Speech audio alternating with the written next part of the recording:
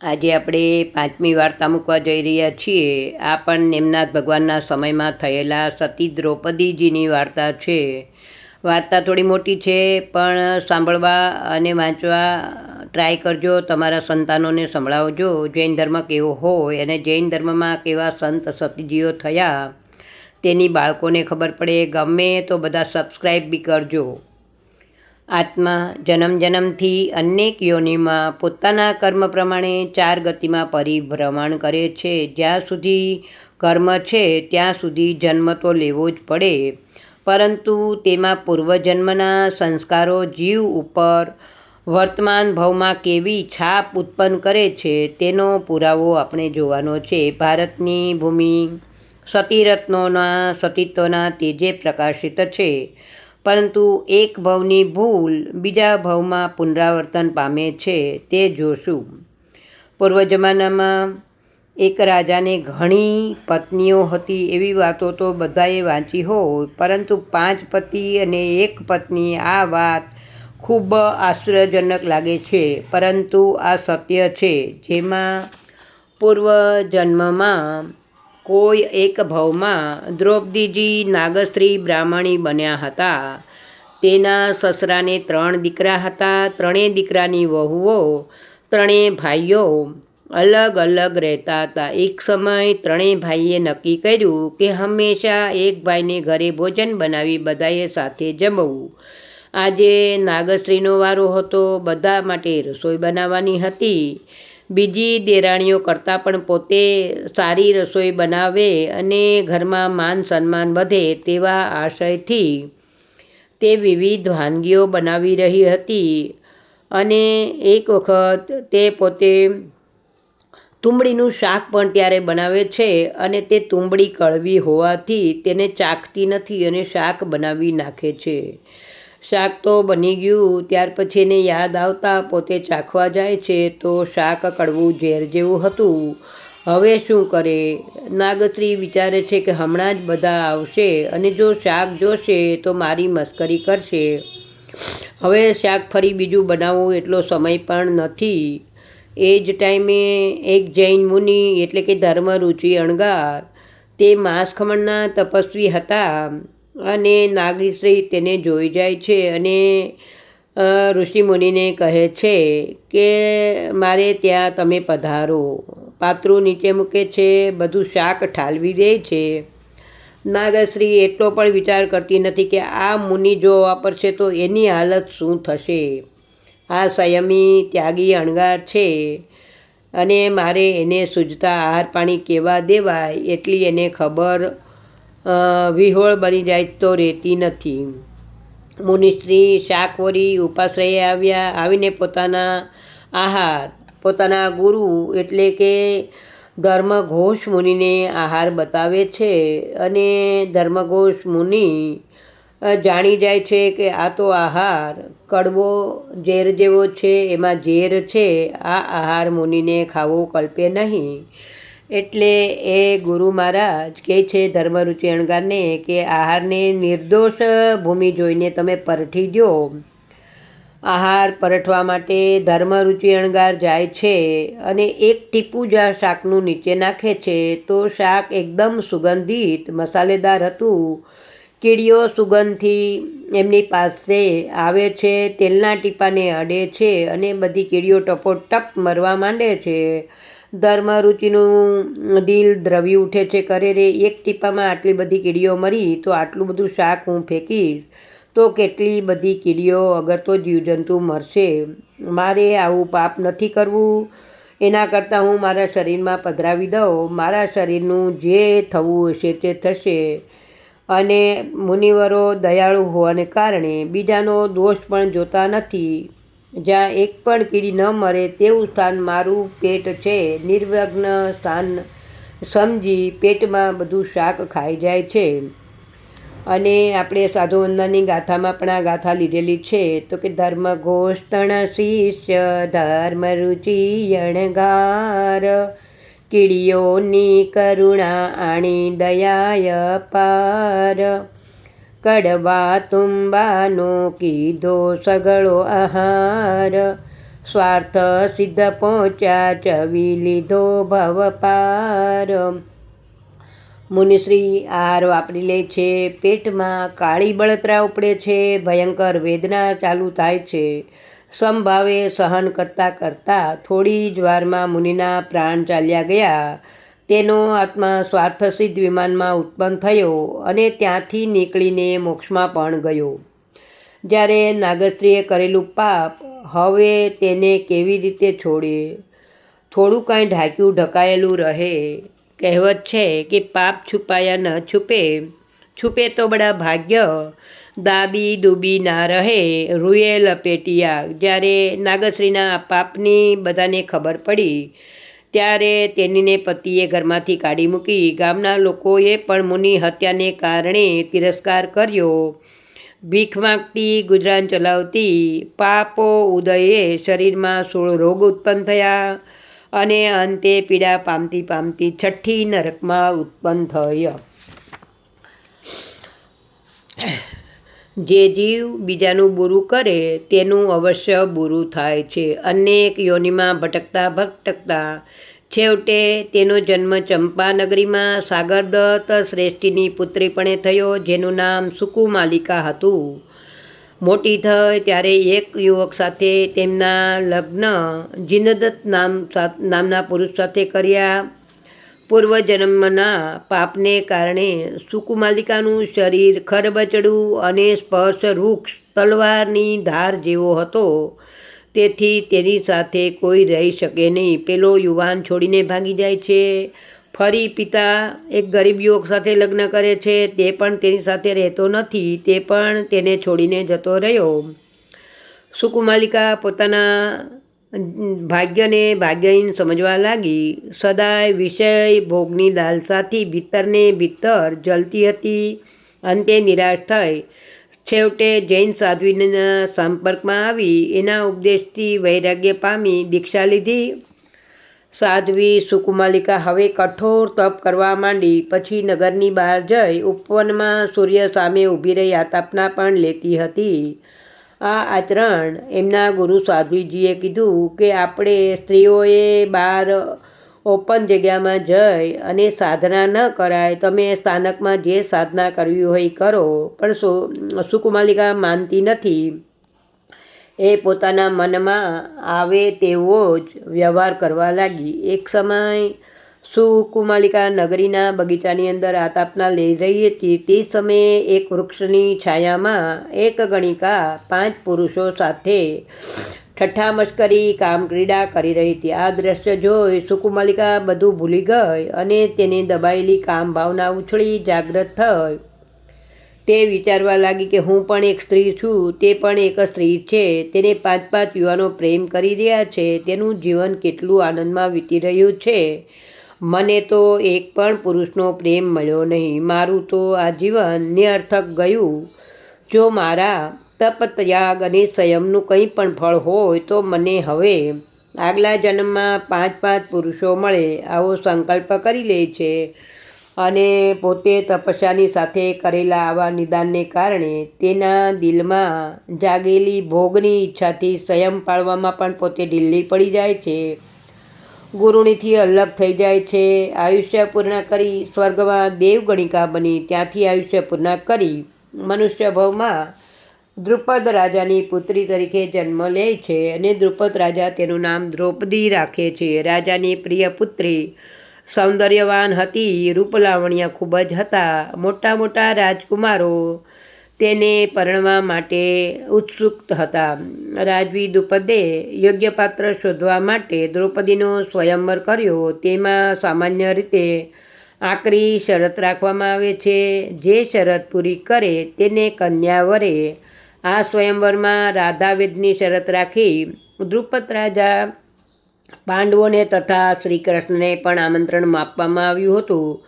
સ્વયંવરમાં મોટા મોટા રાજાઓ નિષ્ફળ ગયા ત્યારે તે યુગના મહાન ધનુર્ધારી અર્જુન 108 પુતળીઓમાંથી રાધા નામની પુતળીની આંખને બાણથી વીંધી નાખી. જય જયકાર સાથે દ્રૌપદીએ અર્જુનના ગળામાં હરમાળા પહેરાવી. પરંતુ પૂર્વકર્મના સંસ્કારોને કારણે પાંચેય પાંડવોના ગળામાં તે માળા દેખાવા લાગી અને દ્રૌપદીને ફળ સ્વરૂપે 5 પતિ મળ્યા. પાંચેય પાંડવોની દ્રૌપદી સેવા કરવા લાગી. પાંચેય પાંડવો સારી રીતે રહે છે અને દ્રૌપદીનો પણ ખૂબ જ ખ્યાલ રાખે છે. આમ જીવન વિતાવતા દ્રૌપદીનું સંભાળ કરતાં સ્નેહ ભાવથી બધા પોતાનું જીવન જીવી રહ્યા છે. એકવાર સત્યભામાએ દ્રૌપદીને પૂછ્યું કે બહેન તું હજારો પ્રયત્ન કરવા છતાં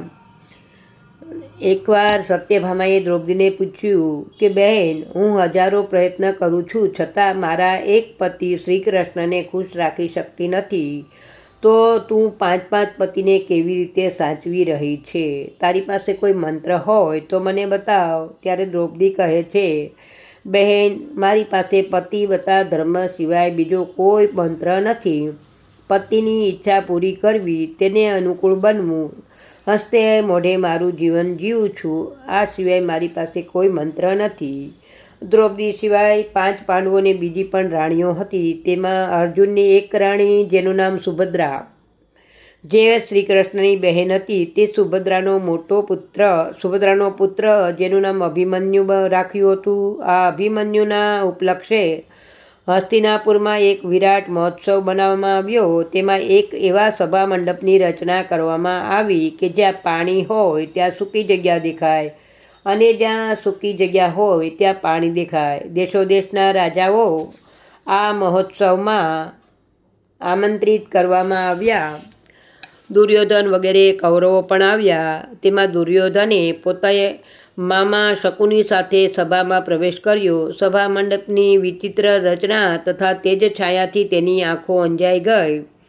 જમીન હતી ત્યાં પાણી અને પાણી હતું ત્યાં જમીન. જ્યાં જમીન દેખાય ત્યાં દુર્યોધન પોતાના કપડાને સંકોચે છે પાણીને સમજી, અને જ્યાં પાણી નથી ત્યાં સપાટ જમીન છે ત્યાં પણ તેને પાણી દેખાય છે. આવી રીતે ચાલતા અચાનક દુર્યોધન પોતે જ્યાં પાણી ભરેલી જગ્યા હતી ત્યાં પોતે લપસી જાય છે અને દ્રૌપદી તથા ભીમ પણ હસી પડે છે. હસતા દ્રૌપદીથી એકવાર બોલાઈ જાય છે કે અંધના જાયા અંધ જ. દુર્યોધનના દિલમાં આ વાત તીરની જેમ ભોંકાઈ ગઈ, પરંતુ તે સમયે ચૂપ રહ્યો. તેણે મનમાં નિશ્ચય કર્યો કે આ અપમાનનો બદલો હું લઈને જંપીશ, અને તેના નિશ્ચયને સાથ દેવાવાળો એમના મામા શકુની તો તેની સાથે હતા જ.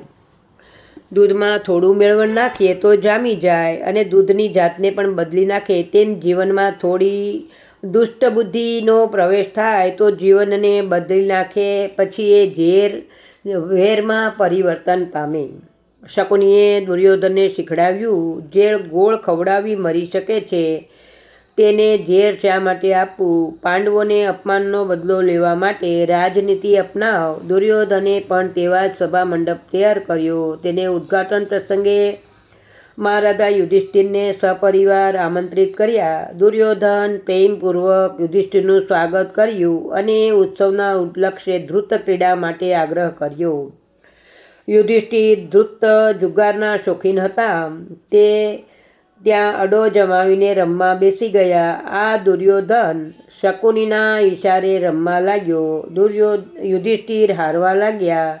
છેવટે દાવમાં રાજ્યનો ખજાનો મૂક્યો, તે પણ હાર્યો. યુધિષ્ઠિર ભાન ભૂલ્યા. જુગાર રમતા હાર્યો. જુગારી બમણું રમે એવા ન્યાયથી યુધિષ્ઠિરે રાજ્ય મૂક્યું. પોતાના ભાઈઓને છેલ્લે દાવને લગાડી અને જીતી લેવાની પ્યાસથી દ્રૌપદીને પણ હોડમાં મૂકી દે છે.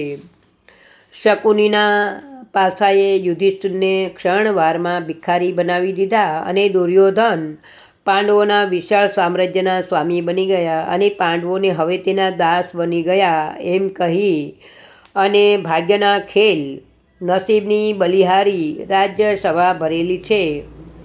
એક તરફ ભીષ્મ પિતા ધૃતરાષ્ટ્ર બેઠા હતા, બીજી તરફ મહાન નીતિજ્ઞ વિદુરજી અને દ્રોણાચાર્ય વગેરે પણ ઉપસ્થિત હતા. તે બધાની વચ્ચે અભિમાની દુર્યોધને દુશાસનને કહ્યું કે પાંડવો તો બધું હારી ગયા છે, હવે એ આપણા સેવક છે, ગુલામ છે. દ્રૌપદી આપણી દાસી થઈ ગઈ છે, તેથી તું જા અને દ્રૌપદીને મારી સમક્ષ હાજર કર. દૃષ્ટ દુશાસન રાજમહેલમાં જઈ દ્રૌપદીને ઘસડતો દરબારમાં લઈ આવ્યો. હસ્તિનાપુરની મહારાણીને જોઈને પથ્થરો પણ રડી પડ્યા, પણ તે સભામાં જે જીવતા મનુષ્યો હતા તે પથ્થર કરતાં પણ વધુ કઠોર બની આંખે પાટા બાંધીને બેસી ગયા. દ્રૌપદીનું આ અપમાન હાજર રહેલા કોઈ કંઈ બોલી ન શક્યું. દ્રૌપદીથી સહન થતું ન હતું. દ્રૌપદીએ ભીષ્મ વગેરે તરફ જોઈને કહ્યું, તમે ચૂપ કેમ બેઠા છો? આ રાજસભામાં એક સ્ત્રીનું, એક પતિવ્રતા નારીનું, એક ક્ષત્રિયાણુનું આવું અપમાન થઈ રહ્યું છે અને તમે બધા વડીલો વૃદ્ધો મોઢું બંધ રાખીને કેમ બેસી ગયા છો? તમારી આંખનું તે જણાઈ ગયું છે. દ્રૌપદીની આંખમાંથી અંગારા વરસતા હતા, સિંહણની જેમ ગર્જના કરતી હતી. મહારાજા યુધિષ્ઠિર પહેલાં હોડમાં મને મૂકી હતી કે પોતાની જાતને? સભા મારા પ્રશ્નનો ઉત્તર આપે. કોઈ નિર્ણય લઈ શકતા નથી. હું દાસી છું કે હસ્તિનાપુરની રાણી? દ્રૌપદીનો પોકાર અરણ્ય રુદનની જેમ નિષ્ફળ ગયો. આજે તો આ સભામાં ન્યાયનું ગળું જાણે કે દબાવી દીધું છે. તે સમયે નિર્લજ્જ દુર્યોધને પોતાની જાંઘ ઉગાડી અને તેના પર દ્રૌપદીને બેસવા કહ્યું. એક સતી માટે આનાથી વધારે શું અપમાન હોઈ શકે? દ્રૌપદી ક્રોધથી તમતમી ઉઠી. તેણે દુર્યોધન અને દશાસનને ખૂબ જ ફિટકાર આપ્યો. ત્યારે દુર્યોધને કીધું, દ્રૌપદી ચૂપ થઈ જા, તું દાસી થઈને પણ બકવાસ કરે છે. પાંડવો અમારા ગુલામ છે, તેઓએ પોતાના રાજસી કપડાં ઉતારી નાખ્યા. તું પણ રાજસી વેશભૂષા ઉતારી દાસીના કપડાં પહેરી લે. ચોટ ખાધેલી નાગણની જેમ દ્રૌપદી ફૂફાડા મારી ચૂપ ઊભી રહી. ત્યારે દુષ્ટ દુર્યોધને કહ્યું, દુશાસન, તું શું જોઈ રહ્યો છો? આ દાસીના કપડાં ઉતાર અને તેને પોતાના દુષ્ટ કર્મનું ફળ ચખાડ. આટલું સાંભળી દુશાસન દ્રૌપદીની સાડી ખેંચવા તૈયાર થયો. ત્યારે દ્રૌપદી ધ્રુજી ઉઠી. ત્યાં ઊભેલા પાંડવો તરફ લાચાર નજરે જોયું, પણ તેઓના મુખ ઉપર તો તાળું દેવાયું હતું. હવે ભીષ્મ, દ્રોણ, ધૃતરાષ્ટ્ર, વિદુરની તરફ જોઈ અને તેણે પુકાર કર્યો, હે કુળના વૃદ્ધો, તમે બધા મીણની માખીની જેમ હે કુળના વૃદ્ધો, તમે બધા મીણની માખીની જેમ બેસીને પોતાની જ કુળવધૂની બેઇજ્જતી જોઈ રહ્યા છો. દુષ્ટ દુશાસન ભરસભામાં મારી ઇજ્જત લૂંટી રહ્યો છે, ત્યારે તમારી જીભ કેમ બંધ છે? તમે કોઈ કેમ કાંઈ બોલતા નથી? શું તમારામાં પ્રાણ છે કે નહીં? દ્રૌપદી વિહ્વળ થઈ ભરસભામાં ચિત્કાર કરી રહી હતી. બધા મૌન હતા. દુશાસને સાડી ખેંચવાનું હાથ આગળ કર્યો. ત્યારે દ્રૌપદીએ પોતાની જાત ભગવાનને સોંપી દીધી. દુનિયાની બધી શક્તિઓ જ્યારે હારી જાય છે, ત્યારે મનુષ્યનું પોતાનું સત્ય અને ચારિત્ર તેની રક્ષા કરે છે. સત્યના સાથી ભગવાન છે. દ્રૌપદીએ કહ્યું, હે સત્ય, હે શીલ, તમે મારા રક્ષક છો. મારી લાજ તમારા હાથમાં છે. આમ કહી ધ્યાનમાં લીન બની ગઈ. નવકાર મંત્ર ગણવા લાગી. દુશાસન સાડી ખેંચતો જ રહ્યો. સાડીની અંદર સાડી, અને છતાં પણ દ્રૌપદીનો દેહ તો સાડીથી વીંટાયેલો જ રહ્યો. દુશાસન સાડી ખેંચતો નીચે પડી જાય છે, ઢળી પડે છે અને થાકી જાય છે. દર્શકો પણ ચકચકિત થઈ જાય છે કે અરે આ શું ચમત્કાર! છેવટે વિદુરે ધૃતરાષ્ટ્રને આ અન્યાયમાં હસ્તક્ષેપ કરવાનો આગ્રહ કર્યો.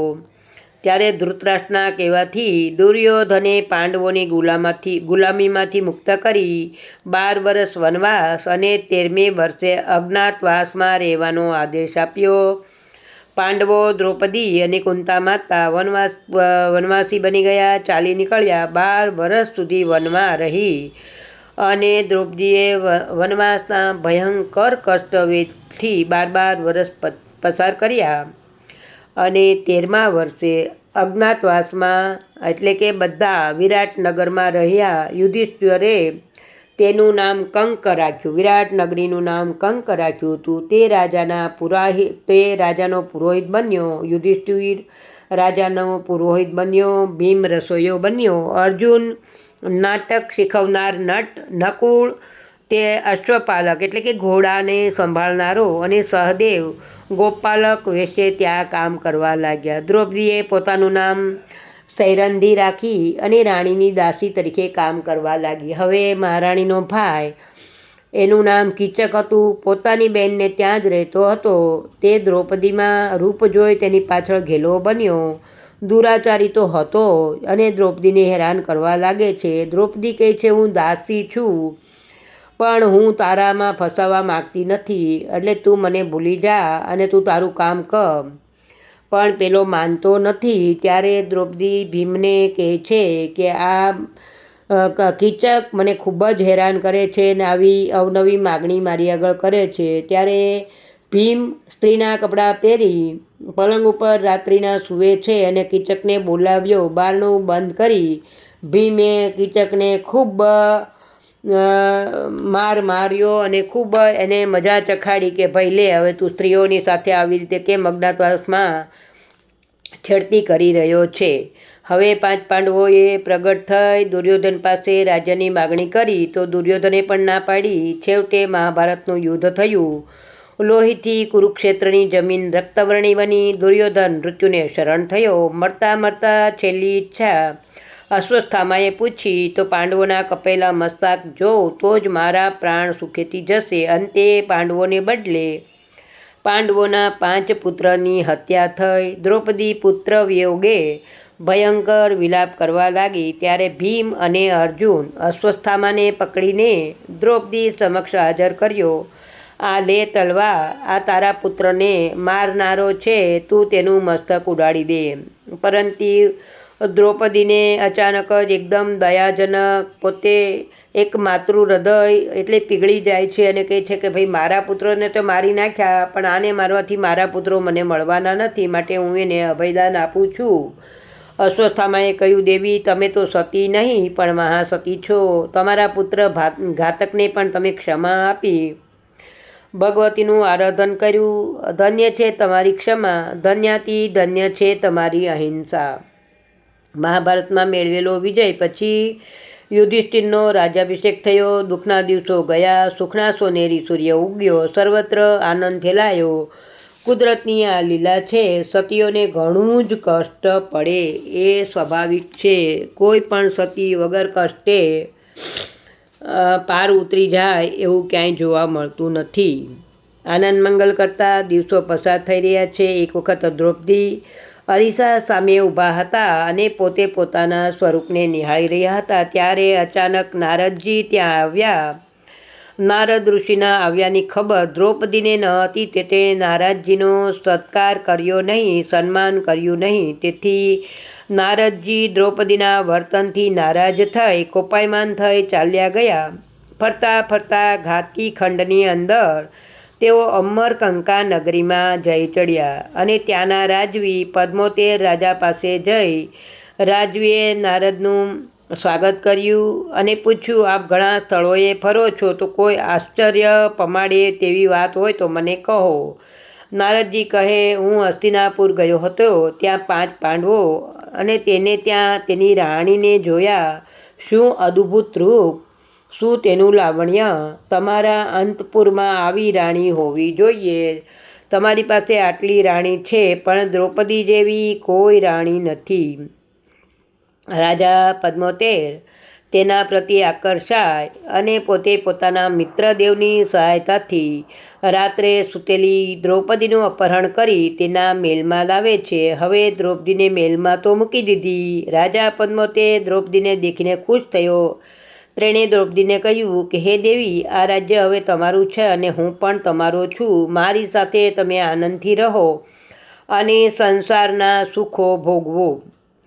દ્રૌપદી શીલવતી હતી. તેણે કહ્યું, રાજન તું ભૂલ કરી રહ્યો છે. હું ક્યારેય સંસારના પ્રલોભનમાં ફસાઈશ નહીં. હું શીલ ધર્મની રક્ષા કરવાવાળી સ્ત્રી છું. શીલ જીવનનો શણગાર, એ જ મારો શણગાર છે. મારા પ્રાણ કોઈ લઈ શકે, પણ મારો ધર્મ તો નહીં લઈ શકે. ધર્મ જ મારી રક્ષા કરશે. આટલું કહી દ્રૌપદી પરમેષ્ઠીના ધ્યાનમાં લીન બની ગઈ.